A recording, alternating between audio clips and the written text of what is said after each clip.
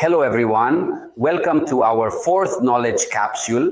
Today we are going to gather all the information from past capsules where we saw why climate change is important, who is demanding that we take action for sustainable social and environmental development, and what our goals are.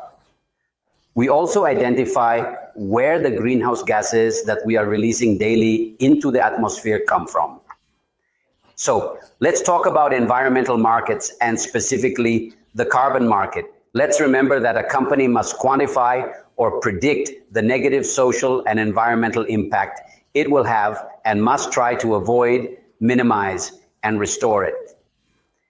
Once all these actions are taken, there will be a residual impact. So I have a negative impact. I am going to minimize that impact as much as possible.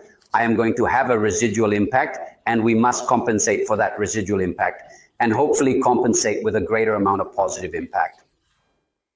That is going to generate a market that is going to define some companies that will need to compensate and some companies or people that will be able to generate that positive impact to achieve an exchange of benefits. Companies will implement a monitoring, reporting, and verification scheme to identify how they will minimize that negative environmental and social impact. And also to be able to have a report of how much is that residual impact that they will have to compensate. Once again, who is demanding it? Is it the consumers, the government, the same investors and international institutions, or is it the NGOs that are requesting it? On the other hand, we have companies and individuals who can have a positive environmental and social impact. Those companies have the ability to implement projects aimed at reducing and removing emissions with the goal of generating carbon credits. These credits can then be used to offset the residual impact that the companies were unable to minimize. Those emission reduction and removal initiatives must go through a validation and verification process by an independent third party, followed by a certification process according to a certification program and standard. And all this information must be recorded and registered in a registration platform that provides transparency and traceability of where these carbon credits come from and where these carbon credits are going.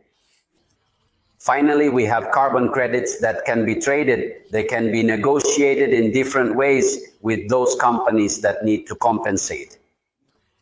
And the most important thing about carbon credits is that at the end of the transaction, the final beneficiary, the one who will offset their negative impact, must be recognized. Thank you very much for joining us in this episode number 4. And we invite you to continue joining us in the following episodes, where we will delve into how markets can contribute to the sustainable development of society. Once again, follow us on our social media platforms and kindly subscribe to this YouTube channel so that you will always receive a timely reminder when we publish a new video content.